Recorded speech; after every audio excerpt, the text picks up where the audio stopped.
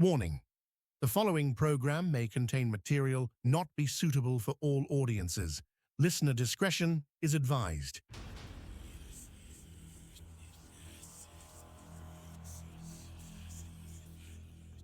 They say for every light in this world, there is a shadow waiting to reclaim it. We've been told what to believe, what to fear, and exactly where the boundaries of real end. But tonight, we're crossing those lines. From the whispers in the attic to the lights in the desert sky and the entities that walk among us, we are stepping behind the veil. Transmitting from deep within the mountains of West Virginia, it's time to seek the truth. This is Let's Find Out with Diego. And now, here is your host, Diego the Podcaster. On this episode of Let's Find Out, for as long as he can remember, our guest has been fascinated by the strange, the unusual, and the unexplained. But what started as a childhood curiosity into aliens and cryptids took a deeply personal turn later in life. After unlocking a recovered memory of an encounter with Men in Black during his childhood, he didn't just look for answers, he dedicated his life to finding them. He is the founder and director of the Framework UFO Research Center and the co-host of the very popular Bizarre Encounters podcast. All this plus more. Please welcome our good friend and co-host of Bizarre Encounters, Orin Felix. Orin, my friend, welcome back to Let's Find Out, brother. Diego, thank you so much for having me back on the show. It's always a pleasure to get to hang out and chat with you a little bit. It's been a while since I got to see you or talk to you, so definitely looking forward to today. And as always, thank you for having me. Oh, no, look, the pleasure's all on this side of the table, as they say, man. It's been a little over a year since I've last talked to you or seen you, and you're busy as well because you and your partner are just putting out so many great episodes, so much good content, and these great interviews and stories that you guys cover that I sometimes just wait so I can listen to them on the way to work. I just wait till they pile up. But no, it's all great stuff. And so, well, let's talk about Bizarre Encounters real quick because it's Yes, sir. very important for me actually because I'm a big fan of the show, of course. Well, that's an honor. Thank you so much. Oh, thank you. Because I know we every once in a while we text each other and say, "Hey, man, what have you been doing? You want to come on the show?" Things like that. Our schedules are so busy. Finally got you. I nailed you down for this hour, so don't Yes, go sir. nowhere, my friend. And you guys, like I said, putting on a great show. And one of the things that I like to ask people who offline, of course, sometimes with the Mhm. podcasters, that sometimes you guys cover some of the most interesting stories in there. Sometimes you cover things, and I'm like, they really covering that? Because I would be 10 kinds of paranoid for some of the things you guys do. Well, it's kind of funny. We've at this point covered so many of the cryptid cases. We've covered so many of the alien cases, and like at some point, you kind of got to find new things to look into. So we have, kind of diversified a little bit here in the past year or so, talking about like more conspiratorial type things, and we've started dipping our toes a little bit into like true crime and things of that nature. So basically, just I mean anything that. Just speaking for myself, not my podcasting partner Shane Jones, our mutual friend. Don't want to speak for him, but basically just any topic that I think is interesting and I want to research. I mean, I know some shows will like let the listeners vote on, what the topic is going to be or things of that nature, but we don't do that on our show. We kind of just research and talk about whatever interests us. And like you said, here in the past year or so, that's taken us in some different directions. But it's been a lot of fun to look into kind of these more fringe and conspiratorial type topics. And that might kind of continue here in the near future. So stay tuned, everyone. I know. I think it definitely stick around for a while. So, well, let me ask you this because I know sometimes when we cover these type of topics, at least for me, there are some things I won't cover only because I'm a little bit of a wimp sometimes. Don't let my awful exterior tough guy look, because I'm not really that very tough at all. But have there been some topics that you guys have covered that at the end of the day, when the show is finally recorded and released, you sit back. Have you gotten more paranoid or more like, why could we even do a show like that? I don't, are you looking around and seeing what's going on? Well, when we kind of first started talking about some things that were more like conspiratorial or, like more occult in nature and things like that, that was kind of a decision I didn't take lightly when starting to look into those topics because, you don't want to delve too deeply into these darker, more serious topics. Like talking about cryptids is fun, talking about aliens is fun, but like once you get into some of these more conspiratorial and occult things, like those aren't necessarily fun topics. So I don't know if paranoid is the right term for it, but definitely a lot of thought went into it before me personally anyway started looking into some of these things. But in your own research and talking to people, I know how it goes. Like when you start looking into things and start digging a little bit below the surface, like it's just a huge rabbit hole and you fall deeper and deeper and one thing leads to the next. And so it's like, once we kind of made that decision to start dipping our toes into, those sort of topics, whether it be, like government conspiracies or political conspiracies or things like that, just one thing leads to the next. And like I always say, you don't have to dig very low below the surface to start seeing the connections between different topics. Everything's connected in a way. If you really look, a lot of things touch each other. A lot of fingerprints crossing streams, as to say Ghostbuster terms. But I, like I said, I wait for the episodes to build up and I listen to them. So don't spoil it for me. What have you guys been covering lately? What's coming up? So the most recent kind of completed series of deep dives that I did was covering the Zodiac Killer. And, like I said, we've done a little bit of true crime throughout the years, but that's something that we kind of decided that we're going to maybe start doing a little bit more of. And I thought, where better to start with true crime than the Zodiac case. So, that one, took me down a lot of rabbit holes, took me in a lot of directions that I wasn't anticipating going in when I started the research. And, I joked on the show, I've got to stop this one at like a 2-part series because I easily could have made that like 10 parts if I wanted to. I see why people get obsessed with that case. And then kind of currently what we're working on, or I'm working on my end anyway, is a 2-part series on Bob Lazar. And I'm not sure if you've seen, there's a pretty recent documentary that came out on Amazon, I believe, about Bob Lazar. So it's kind of a topic that's been making the rounds here recently. And we had never like really covered it in depth on the show. We had talked about Bob Lazar and his story and whatnot, just touching on it through different episodes, but never really committed a whole episode or series to it. So one episode of that is already recorded, and I believe tomorrow at the time of when I'm speaking with you tonight, we'll be recording part 2. So that should be, by the time this episode airs, both of those should be out as well.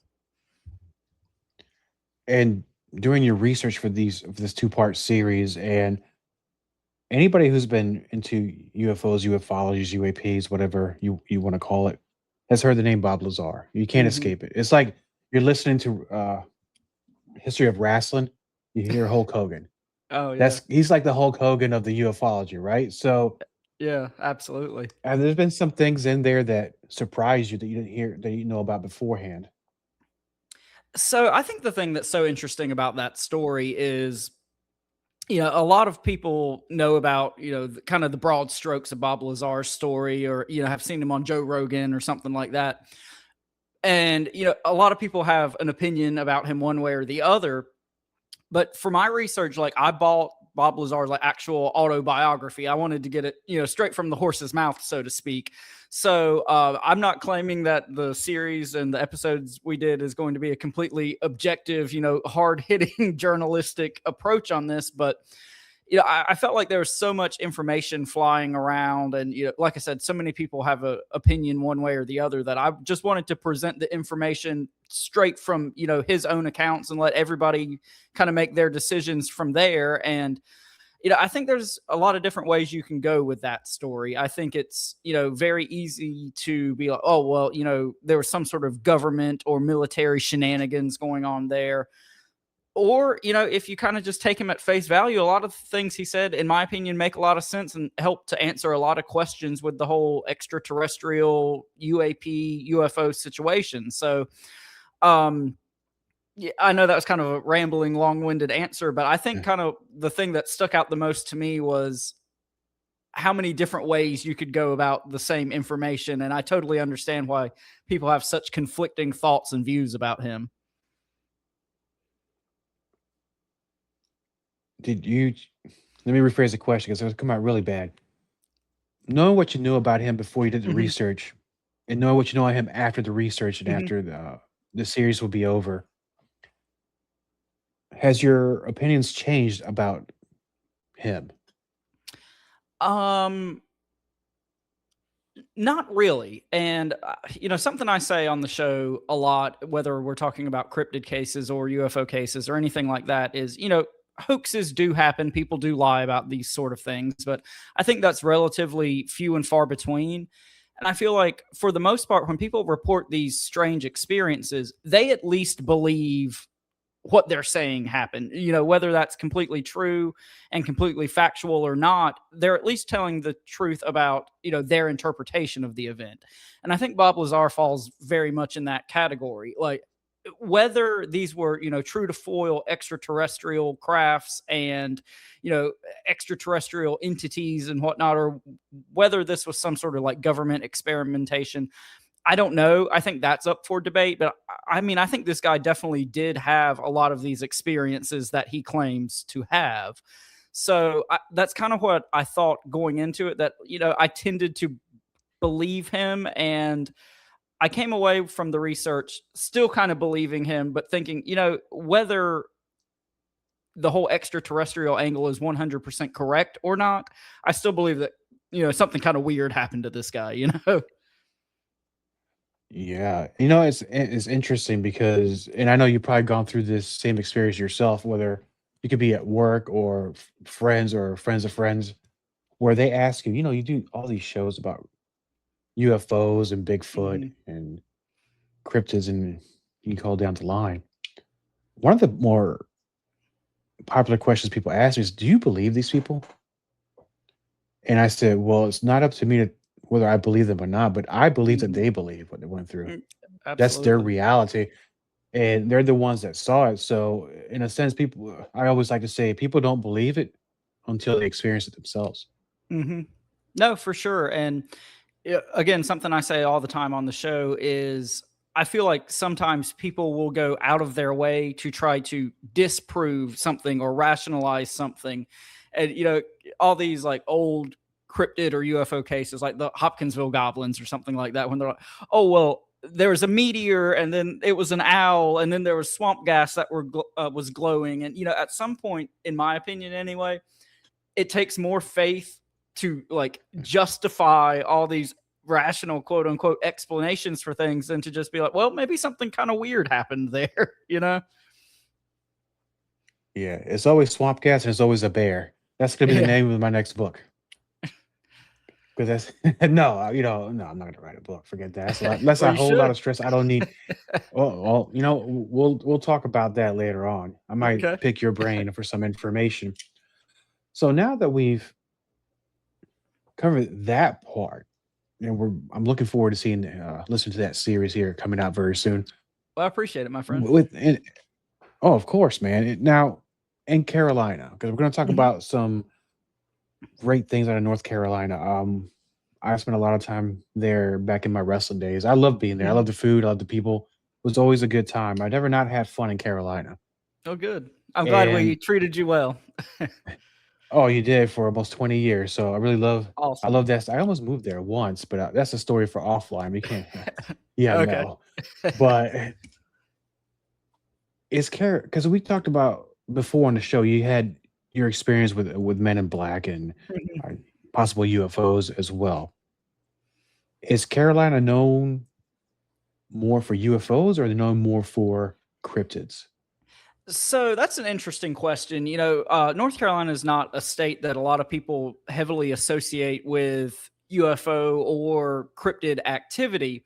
And, I think a lot of the reason for that is because of the abundance of military bases. I feel like a lot of things that could have been UFO activity kind of just people don't notice, or it just doesn't even register for them because of, all the military activity and just frequent planes and helicopters and flyovers and things like that. So I think, if we really got diving into a lot of these kind of more obscure UFO stories, I think there would be more to unpack there. But North Carolina does have some pretty a substantial cryptid history as well. I know you've brought some cryptids to talk about today, but there's the Beast of Bladenboro. That's a big one that a lot of people talk about. There's also, of course, some Bigfoot type activity in the western part of the state. One called the Boojum, which I think is a fun story. It's kind of like a mountain wild man type situation. And then there's, various lake monsters and river monsters and things of that nature. So, pretty standard for most states and most areas. You've got kind of the Bigfoot Sasquatch archetype, and then you've got river monsters and lake monsters. And then, all areas kind of have their own little flavor sprinkled in there, these weird paranormal and high strangeness type events, which is a little bit of what I'm going to talk about today. But again, another long-winded rambling answer. But yeah, I think North Carolina does have a lot more high strangeness associated with it than a lot of people might realize. And out of most of those that you mentioned, because you brought the water lake monsters, Normie is one that I came up on not long yeah, that's ago. a good one. Called, Lake Norman monster is what it's called. Kind of Yes, like sir. in Virginia, they have Maryland, they have Chessie. Chesapeake. But everybody gives them little nicknames. They're kind of cute. And I mean, up until you roll up on one, that's not cute then. So, out of the probably hundreds of stories or thousands of stories in folklore with well, I'll say monsters or beasts or cryptids, which are the more popular ones that really come to mind? Because I know you have a list, and I'm looking forward to hearing about them. But I've seen some here that I've never heard of. But maybe if you're from Carolina, you know more about it than I would. So I think the interesting thing about a lot of the cryptids in North Carolina is I think a lot of them are kind of cases of misidentification. Like you talked about Normie, the Lake Norman monster. There are some kind of weird things around that case with like a nuclear power plant being on the banks of this man-made river where this thing is seen. But it seems to me like it very well could be a misidentified, known creature, like I believe like a sturgeon or a catfish or something like that is some of the kind of suggestions for what this thing could be. And then the Beast of Bladenboro, which again I think is probably the cryptid from North Carolina that most people would be most familiar with and had heard. I believe this was something that happened in like the 30s or 40s. It's a long time ago. But it's kind of almost like a chupacabra type situation where this small town all of a sudden, started being ravaged by this blood-sucking creature that was, killing livestock and dogs and things of that nature. But after going through all the facts of that case, as best as I can find them, I think that it probably was some sort of like escaped known creature. I've heard people suggest a hyena, all various, different sorts of big cats and things like that. So, yeah, I think that's interesting in and of itself, that it kind of shows the two sides of cryptozoology. Like a lot of these accounts, there is maybe a rational explanation for them. And I think that makes the ones that are just so weird and out there and don't have a rational explanation even more interesting. It does, because it leaves room for like, what is it called? What is it? Poetic something. What is that? I'm not sure. I don't know. I mean, neither. I had it in the tip of my tongue, but I forgot it. Of course, on Showtime, I should be better prepared for these type of things. So, Oh, you're all good, man. have you ever seen anything out there like cryptid related? Because I know you had your experience with UFO environment, but as far as cryptids, have you seen anything strange during your travels? Because I know you don't just travel in Carolina; you go out of state a lot. So, Yeah, so no, I've never had a cryptid experience myself. Like I said, really the only thing that I would say that I have personally experienced is like I laid out the first time I was on the show, the whole Men in Black encounter.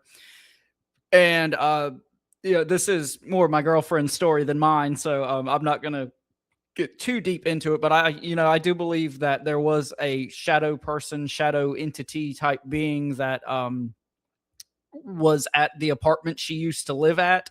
So, that was pretty freaky. Not necessarily a cryptid, but definitely something weird. And, all I'll say about that is all the descriptions that people say about these shadow people and shadow beings, and the huge silhouette that's darker than dark, blacker than black. How people describe these things is absolutely true. That's the exact experience I had when I saw this thing. This just overwhelming sense of fear, and this black entity mass in the corner of the room. So I'm not sure if I told that story the first time I was on the show, but those are kind of like the two main experiences that I've had. So nothing cryptid per se, but some other weirdness for sure. Well, let's open that real quick. And I know Okay.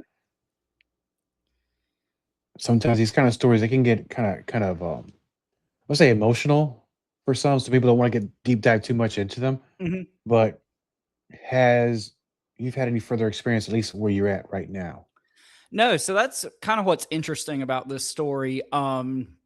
It's funny, we were talking a little bit about the Lake Norman monster. It seems like in my research and talking to people, and I'm sure you've come across this as well, a lot of paranormal and high strangeness accounts seem to happen around like man-made bodies of water and places where like the earth has been disrupted. And my girlfriend used to live at this apartment complex that was, right beside this man-made lake. And there was all sorts of weirdness that happened at this apartment complex. But she repeatedly talked about, seeing shadow figures and like nightly visitations and things like that. And I'm not going to get too deep into all that. Mm-hmm. But one night, she reported this going on for like months, and I had never seen anything. But one night I was spending the night over there. And just in the middle of the night, for some reason, I just sat like straight upright. Like, I don't know, like it wasn't a sound or anything that like woke me up. I just sat upright. And how the apartment was laid out, from where the bed was situated in the bedroom, you could see in like the corner of the kitchen. And like the far corner of the kitchen, kind of in the corner where like the refrigerator was, and it went all the way to the ceiling, was, like I said, this, blacker than black, darker than dark, humanoid shape. And it was just like this overwhelming sense of fear that came over me. And nothing happened. It's not like, this thing attacked us or anything like that. It wasn't like a Conjuring type situation or anything, but it's still this crazy sense of fear. And, after we saw this thing, tried to calm down, go back to sleep, whatever. And at some point after that, my phone, which was, on the bedside table, all of a sudden lights up. Like, what wasn't a call, wasn't a text. I didn't touch it or anything. The phone screen just lit up, and it was like brighter than it would be if you just like tapped your phone screen. And that freaked me out all over again. But anyway, not long after that situation, she moved out of that apartment into the apartment that I live in now. We live here together now. And since then, nothing has happened. So I think it is a situation where whatever entity or energy or whatever you want to call it was tied to that location. And I believe it was because of the man-made lake there and, the disturbing of the earth. And I don't know if it was, an elemental, a nature spirit, something like that. But I think it's very much because of the location. But interesting, because you're both incredibly lucky that it didn't follow you to your new place. Mm-hmm. Sometimes these kind of things happen. Yeah, absolutely. And it was so weird.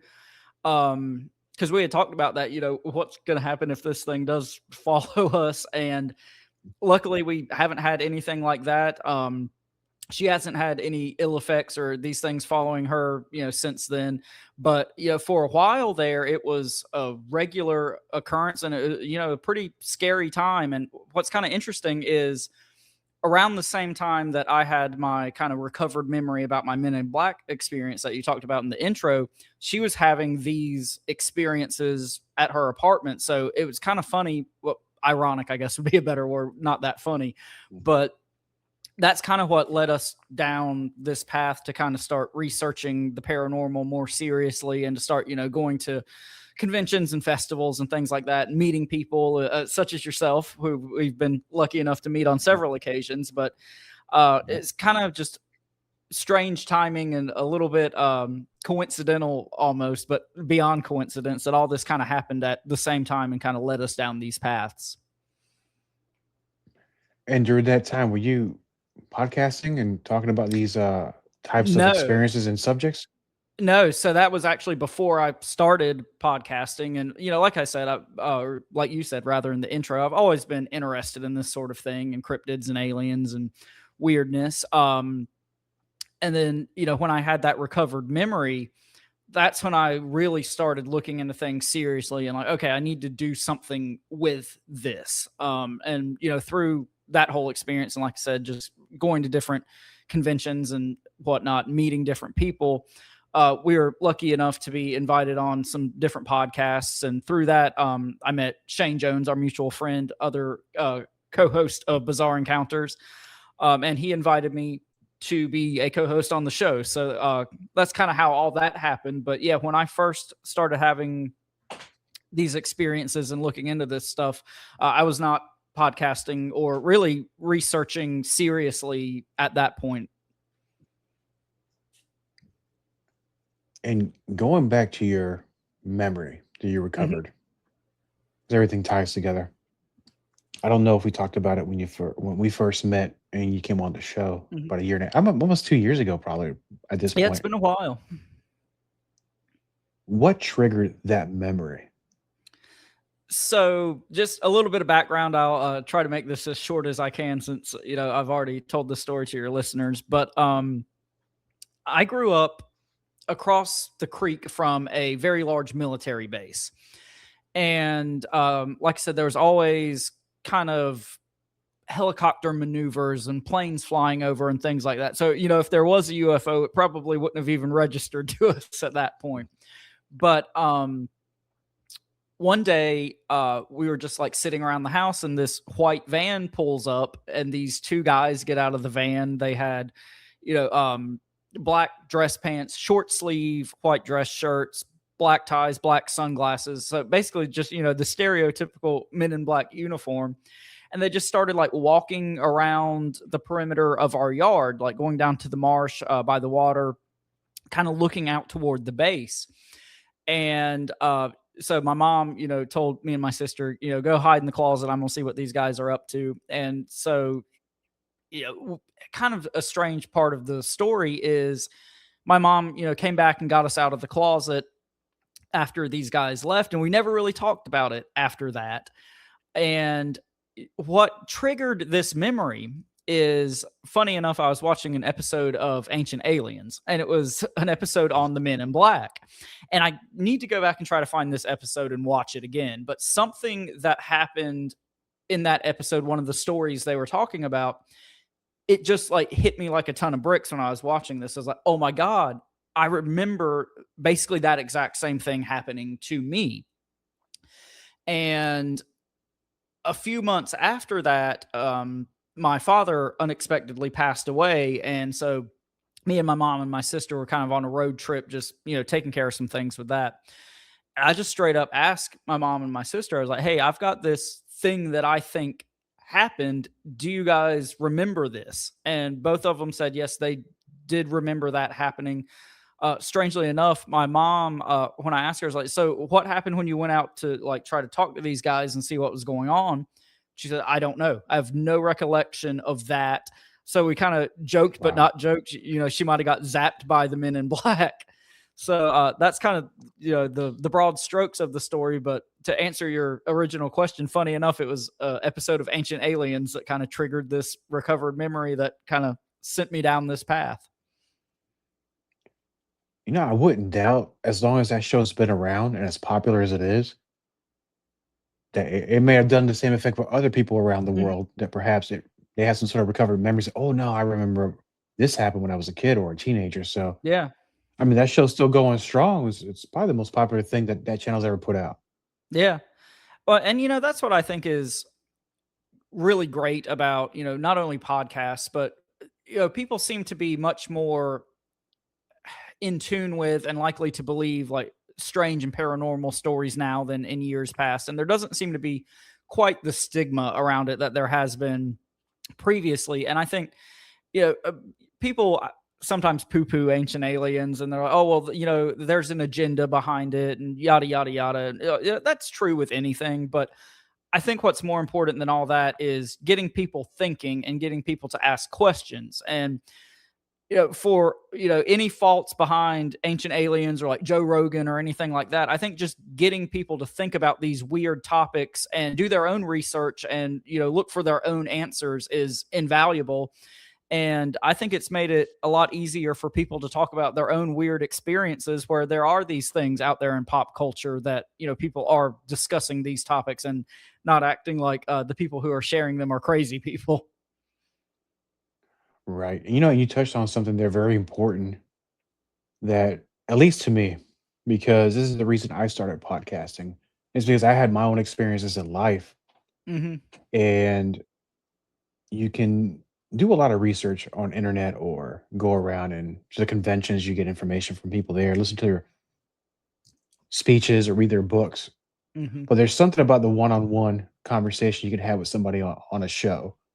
Right. And my show has a real silly name, Let's Find Out. But that's basically my purpose. I need to find out not Hmm. only about what I've gone through, but perhaps each interview that I do or topic that I look into, I get one more piece of that puzzle.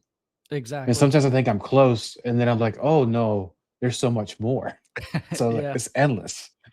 Yeah, absolutely. And something that I say all the time is I think sometimes people get caught up in we've got to find the answers. The truth is out there. We need the truth. And, you know, maybe I just have a weird outlook on this sort of thing, but I'm not sure how important the answers, quote unquote, ultimately are. Like, not to sound cliche or anything, but I think the journey and the research is where a lot of the value in this sort of thing lies, and building connections and talking to people. And like I said, when I first started, going down this path, I wasn't on a podcast, I hadn't written a book or any, still hadn't written a book, but you know what I mean? Didn't have anything like tangible to hand people. So I was like, man, I just need to come up with like a name for this. So that's where I came up with the framework UFO Research Center, because, UFOs, aliens are pretty much my gateway into all this sort of thing. But anyway, why I decided to call it that, was basically just me researching things and diddling on my computer. But I think it's important in these sort of things for people to ask their own questions. Don't take my word for it or your word for it or Joe Rogan's word for it.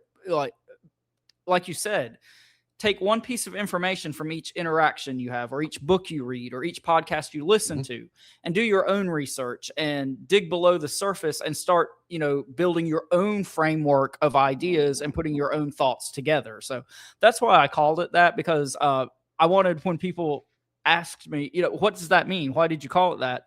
So I could say, do your own research, look into your own stories, look into your own experiences, other people's experiences, and build your own framework of ideas and knowledge. And now we're entering into something that I know I'm gonna get the full scoop from you. You're Okay. enough UFO guy. Um, the latest in the last few months with disclosure, now that the Hmm. powers that be have decided to share this information, there are basically a couple of camps, and be a third camp. There are those that's like, maybe there's something to this. There's two. One, fully disappointed in the information that came out, and two, the ones that are like, yeah, I knew it. I knew Hmm. it. With what you've seen now, and a lot of this is just like anything. Sometimes the video is very grainy or not the quality we were expecting, or Hmm. maybe disappointed because the buildup was for all these years. Hmm. How do you feel about this information and footage that's come out lately? So this is something that I've said on Bizarre Encounters, numerous times whenever this topic comes up. And like I said, aliens and UFOs is really my gateway into all of this sort of thing. I used to be obsessed with those topics. Really is what, uh, lit my fire for, cryptids and high strangeness and everything else. But, during all this disclosure stuff, I'll just say, that's been going on for the past few years, it's really kind of dampened my enthusiasm for the whole alien UFO topic. I think there's so much misinformation going on around this whole topic. And, like you said, there's two camps: the people who just automatically write all this stuff off, which I pretty much fall into that camp. And then there's, like you said, the people that, oh, aha, like this is a smoking gun. We told you. And what I keep coming back to is, oh, so now we're going to start trusting the government. Like they're telling us the truth now about all this. So, long story short, the whole disclosure thing has just really, really, I think, put a damper on my enthusiasm for this whole topic. And, that's why I started looking into different topics and conspiracies and things like that more so on the show, because I just didn't have the love for the UFO topic that I did before all this started.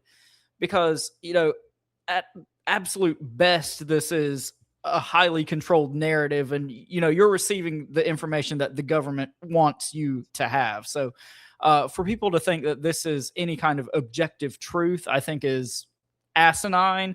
And it like I said, at best it's a highly controlled narrative, and at worst it's absolute garbage. And I don't know where it falls in that, but I'm not a big fan of the whole disclosure movement at all, to say the least. And that's fair enough. We've been disappointed plenty of times. I mean, ever since I was a kid. Mm-hmm. I was always into the topics, but nothing ever really came out that I thought was like tangible evidence, other than talking to people who've experienced these things themselves, which is the great part about doing podcasts. You get to meet the people that have actually experienced this and seen these things. But one of the things, and I don't know if it's going to help you or not, my opinion on the whole thing, they promised us UFOs. Mm-hmm. They did not promise us extraterrestrials. Yeah. Because those are two different things. Absolutely. And I think the more I put that in my brain, the better I feel about it. Because last year or a year and a half ago, the big hoaxes were all Bigfoot hoaxes. Mm-hmm. Everywhere I turned around, there was some Bigfoot video, and just so you keep watching, like, oh man, there's some AI slop. Yes, AI slop. But this didn't look AI slop to me. It looked like it was just a real bad bank camera footage of something that's moving like this, So maybe don't give up on it yet, man. Yeah, and I think that's a very interesting point. It kind of also circles back to some of the Bob Lazar stuff we were talking about earlier. But I absolutely think these crafts are, real crafts. I think they're, they exist. There's something going on out there. At this stage in my life and in my research, and like you said, tomorrow I could come across something that totally changes my mind and changes my paradigm. And I think that's what's good about research. Like no one should ever be locked into their opinions 100%, in my opinion. But I think at this point, I absolutely still believe in UFOs. I absolutely still believe in aliens. I absolutely think extraterrestrials have visited us throughout the past, and probably still continue to do so. I do kind of feel like those visitations might be relatively few and far between. And at this point, I think a lot of what people are observing in the sky are some sort of human government technology or crafts. Now, does that mean it's something like Bob Lazar talked about, that's reverse engineered extraterrestrial crafts? Or is this really just, highly advanced, terrestrial crafts that are made by the government and the military? I don't know. But something else I like to say on the show all the time is two things can be true at the same time. And I absolutely think, there are aliens and UFOs and true to foil extraterrestrial crafts, but a lot of this stuff could just be, government experimentation and government technology as well. 100%, true, because they can put something in the air, it crashes, and it'd just be cool to just say, okay, it could have been an alien, could not have been, or it could just been a weather balloon. Y'all figure it out. And the next thing you know, there's 60 books come out from the last 40 years about an event, which reminds me of something, yes, my sir. friend, because I know about disappointment, especially in different topics. And I'll say this one. Your episodes are all good, but one that really got me, you guys did an episode, and I think I might have texted you directly or left a comment. The episode y'all did about Admiral Byrd. Yeah. And I was all on board with believing this man's story. Hmm. And he's had such credibility. And there's been plenty of documentaries made about him. I watched them on YouTube or listen to Right. podcasts about it. And I'm like, damn it, man. This is it. This Hmm. information is so good. I'm falling in love with it. And then the bottom dropped out on it somehow. Uh, I still think there's something to it, but Hmm. I don't know. You guys kind of changed my mind on it. You guys didn't poo poo it on me, but it kind of helped me realize that, hey, before you buy into something 100%, consider this. Well, So, what did you think of that whole story yourself? I know the answer, but well, first off, thank you so much for the kind words about the yeah. episode. That was, and I think I said this during the episode, that was one of the most difficult episodes to research and put together that I've ever done, because it seems like, first off, for as much as people talk about this topic, you think there'd be a lot of information out there about it, and there's really not. There's like the 4 or 5 talking points that everybody already knows about this story, and most of the information out there is, on this end of the spectrum, this was a military operation. Here are the facts. Here are the number of troops, number of ships that were there. Nothing to see here. And then on the other side of the spectrum, there's, all these crazy reports about like hollow earth and, meeting these elder beings and, the center of the earth and all this craziness. And you've got to kind of find the common ground and, strike a balance between those two. And like I said, very difficult to put that information together in a coherent way. I ended up buying like 2 different books to put that episode together and just, try to figure it out for myself. And I think, like you said, I kind of feel the same way about it that you do at this point after putting in all the, the research and whatnot. I think something happened. I think a lot of the whole, Hollow Earth, and it was, Nazis teaming up with extraterrestrials fighting Admiral Byrd and his fleet. I think a lot of that might be misinformation. I think a whole lot of the, whole Admiral Byrd's diary might be misinformation and meant to muddy the waters on what really happened there. But there's enough, smoke behind all the weirdness with the poles and Antarctica and whatnot. And just the fact that they went on this expedition in the first place, there's something that went on there. And I think there's something very odd going on, at the poles. I'm not a flat earther per se, but, the flat earth theory hits on a lot of this sort of thing about, what's really going on at the poles and what they really are. But I do think there's something weird there. And I think a lot of this, extraterrestrial hollow earth thing might be a smokescreen for what's really going on in these situations. And that makes perfect sense. And you start thinking maybe the admiral himself screwed up the mission. He had to come up with a good story as to how to cover this up. Yeah, very possible. I got something for you. Yeah, how about aliens? Kind of like if you go back to the seafaring days where these sea captains had stories about sea serpents and mermaids and they call them fishtails. You got to entertain the people to take the heat off of you for that. Well, the queen gave me all this money. I kind of blew it. Let's just blame it on a sea monster. Yeah. They don't know. They don't. Yeah, but that could go either way. But no, that episode, badass. I highly recommend it. I don't know, what was it, a year and a half ago? I don't know what episode number it was, but that is Diego's top one to check out. Well, thank you so much. I don't know the episode number off the top of my head, but yeah, it's probably been a year and a half, 2 years ago at this point. But yeah, like I said, that was a really difficult one to put together, but I think kind of rewarding in the end. And I'm so glad you enjoyed it. Oh no, thank you guys for that. And which brings me to the question of this, because I know you guys are both doing a show, host, co-host, and vice versa. Who comes up with the topics? You guys vote on it, or one day you do one, then he does the other? How does this go? So it's very informal. Like basically I'll just be working on my own thing on my end, and Shane kind of works on his thing on his end. And, whoever finishes their research and has their episode put together, we kind of run with that one. Like, it's all, you know, very unstructured, and, it kind of has worked out so far that we've never really crossed swords and been working on the same thing at the same time, which I guess is kind of a good thing.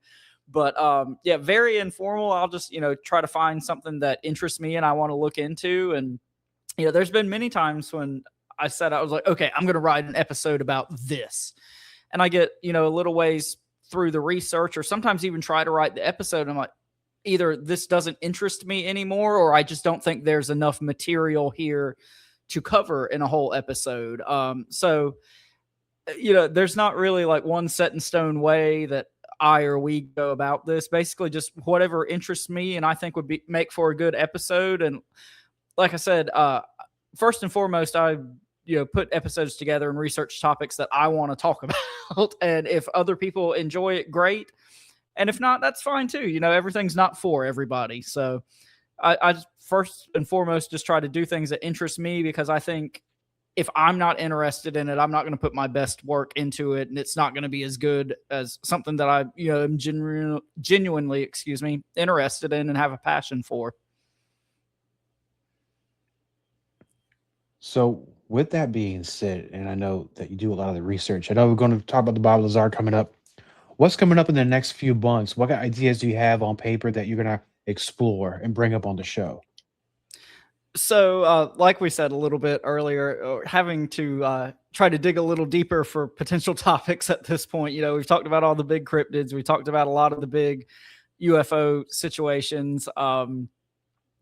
So something that I do have kind of on my radar is I want to start looking into more of like the serial killers and true crime and things like that. Not looking at it specifically, just kind of recounting the facts like in a Dateline, Law and Order type manner, but like seeing how these things could connect to the paranormal or the occult or conspiracies and things like that. And in part 2 of our Zodiac series, I kind of brought up some things where it kind of has some connections to paranormal and high strangeness that I was just not totally expecting to find when I started looking into this case. But that's kind of the direction I want to go in, in the coming months. It's not going to be like, every episode is going to be like that. But I do want to, like I said, looking into true crime and serial killers and things like that, kind of through the lens of the paranormal and conspiracy and occult and high strangeness and things like that. Some of those cases are very disturbing, my friend. In fact, it's funny you mentioned that. I did a couple of months ago, and I kind of did venture out to something different. I brought up the whole, serial killers and murders, right? I came upon one. I didn't put it on the show because the more I read about that case, the more disturbing it got. And I actually kind of like, I don't know if I can sleep if I can research this or bring it to light. Because one of the things I don't want to do, and I don't know if it's just, I can only talk about the culture here in the United States. I don't really travel that much, but I don't want to bring up a case or about a murderer and then have somebody maybe lionize that person or think they're a hero. Because I know, and I can speak, and don't sue me, people, and don't write me the emails, but and I know people love these things, but like my mother and my wife, they love these murder shows. They'll fall asleep to them. They'll watch them. I'm like, are you okay? I mean, you don't lose any sleep with this. But long short, because now I babble, but that's what I do. I'm very picky about which topics I choose because I don't want somebody to maybe look up to these guys. I am not making them heroes. They're pieces of shit because they did what they did. But there's certain elements to this. So how do you go about picking these cases? So I think that's a very interesting point. And obviously both of us, we believe in aliens and UFOs and cryptids and things like that. But that's like kind of a step removed from talking about serial killers and real life situations and, real people that lost their lives due to these events. So I think you do have to show a bit more reverence when talking about these topics. And, we like to joke around and have fun on the show, but, when you're talking about a cryptid encounter, it's a lot easier to joke around and have fun than it is when you're talking about people who actually lost their lives. And the relatives of these people in a lot of instances are still living. So especially like with the Zodiac case, which is a very renowned case, a lot of people know the broad strokes of that case. I tried to present the facts in a very cut and dry manner, and tried to give the victims the proper respect, and not, like you said, not sensationalize or make the killer look better in any way, shape, or form. And then kind of like I said, tried to just toward the end of the episode with like thoughts and theories, try to get a little deeper with all that, and that's where I wanted to really put my own thoughts and theories in. And other than that, it was basically just almost reporting the facts of the case as best I could, to try to not sensationalize all that, and to, like I said, try to give the victims the necessary respect. And you're talking about like some of these cases are just very disturbing and screwed up. And even in some of the paranormal and high strangeness cases we talk about, some of that can be a little bit disturbing and dark as well. And I think something I've got better about throughout the years and doing the research is being able to keep a lot of things like that at arm's length and be like, okay, I'm going to work on this for, this amount of time tonight. I'm not going to, get obsessed with this case. I'm not going to get obsessed with this, serial killer or anything like that. And if it starts feeling too dark and heavy, just take a break from that. Let's work on something a little more lighthearted for a while. Like even the Mothman case. I did a 3-part series, like going through John Keel's Mothman Prophecies chapter by chapter. And not that there's anything necessarily dark in that book, but there's a heaviness about it. And I had to, take a break from that one for a while and then come back to it. So, to answer your question more succinctly, I think it's just, giving the subject matter the respect it deserves, no matter what the subject is. And also, knowing when to kind of step back from something and keep it at arm's length, and knowing when you might be getting a little too deep down the rabbit hole. Absolutely, my friend. And what I said earlier is these shows are very popular with the ladies. And that's what I said. Don't write me or send me the hate mail, but it's the trend that I see. So, Yeah, and that's absolutely. okay. And that. So now the ultimate question before we leave, my friend, bizarre encounters. I know you're all on the more popular platforms now. Where can we find out more about your show? Okay, so we're, like I said, on all the normal podcast platforms, Apple and Spotify and all that good stuff. Like I said, my co-host Shane Jones, he's doing a lot of great work. We're trying to do a little bit more like video content, so you can check us out on YouTube. It will be under Bizarre Reality Media on YouTube, and there's a lot of like good shorts and even sometimes entire video presentations of the podcast, if that's how you prefer to watch or listen to podcasts. But basically, any of the social media platforms, you can find the show Bizarre Encounters. Instagram's probably where we're most active. Shane kind of handles all the Instagram social media side of things. So you can, find me, the show, him, whatnot through Bizarre Encounters on Instagram. If you guys want to get up with me personally, probably the best way to do that is also through Instagram. And my handle is the Framework UFO. But like I said, if you find the Bizarre Encounters page, it's going to be easy to find me from there. But any of your listeners out there, if they want to get up with me for any reason whatsoever, always like talking to people. I'm not the best at checking my messages, but I try to do that as much as I can, and I'll definitely get back to you at some point. But we're easy to find. Just Bizarre Encounters on basically any platform, and you should be able to find us. The logo is like a UFO with its light shining down on a Sasquatch type entity. So just look for that on any platform and you can find us. That pretty much identifies your show as it is. You cover all the topics. And one more thing, I'm going to say something about your partner. Yes, sir. I'm jealous of his setup, his studio setup. He's like Bruce Wayne in the Batcave, man. He's got everything. I think he's got 12 time zones. He's got 50 monitors. It's like a NASA command center over there.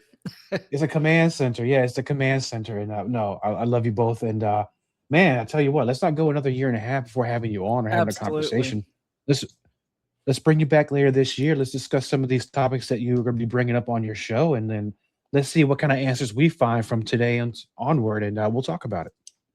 Absolutely, man. Thank you so much for having me on. It's a pleasure as always. Always great to talk to you and pick your brain and hear your thoughts on things. Like I said, we've been fortunate enough to meet a lot of really cool people through this journey, and you're one of the best ones we've met.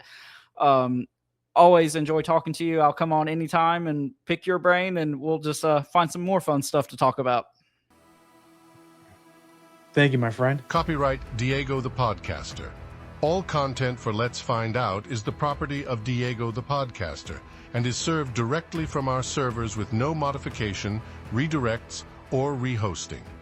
All celebrity impersonators are paid performers. The impersonated celebrities do not endorse or promote any views or opinions expressed by our guests, Diego the Podcaster, or Let's Find Out. The information shared on Let's Find Out with Diego is provided on an as-is basis, with no guarantees of completeness, accuracy, usefulness, or timeliness.